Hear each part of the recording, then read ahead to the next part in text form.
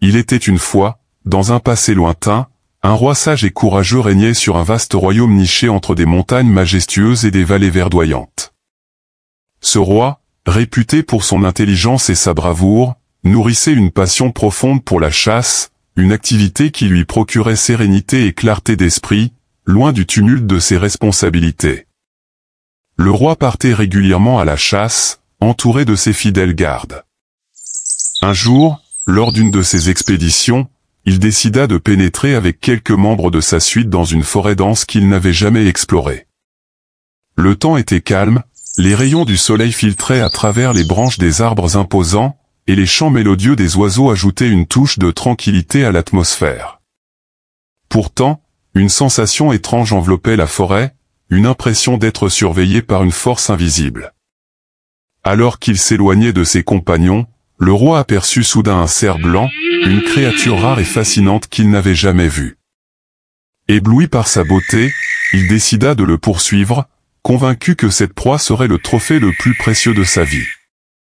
Le cerf s'élança parmi les arbres denses, et le roi, oubliant les mises en garde de son esprit, se lança à sa poursuite, ignorant le danger de s'éloigner de son escorte. Chaque fois que le roi pensait se rapprocher, le cerf accélérait, disparaissant presque comme un mirage, jusqu'à ce qu'ils atteignent une partie sombre et oppressante de la forêt.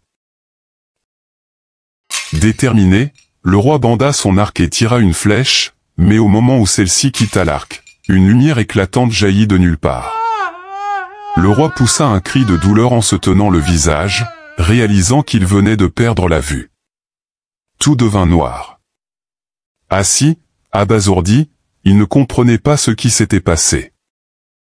Ses fidèles, partis à sa recherche, le trouvèrent enfin, immobile, les yeux grands ouverts mais vides de vie. Terrifiés, ils l'aidèrent à se relever, mais le roi ne pouvait plus rien voir.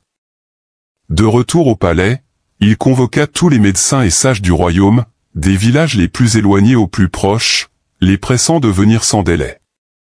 Les premiers jours, les médecins les plus réputés se rassemblèrent autour du roi, apportant des remèdes faits d'herbes rares, des recettes anciennes et des manuscrits oubliés. Ils examinèrent ses yeux, scrutant leur éclat blanc à la recherche d'un espoir. Mais leurs efforts furent vains. Certains proposèrent des potions magiques, d'autres des traitements basés sur les forces de la nature, comme l'exposition à la lumière de la lune ou à des sources d'eau pure. Mais aucun de ces remèdes n'eut d'effet, plongeant le roi dans un désespoir croissant.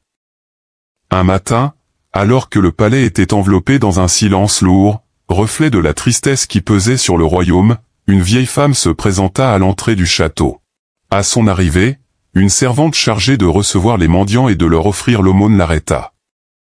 Avec une voix douce mais prudente, la servante lui demanda : « Que désires-tu, vieille dame ?»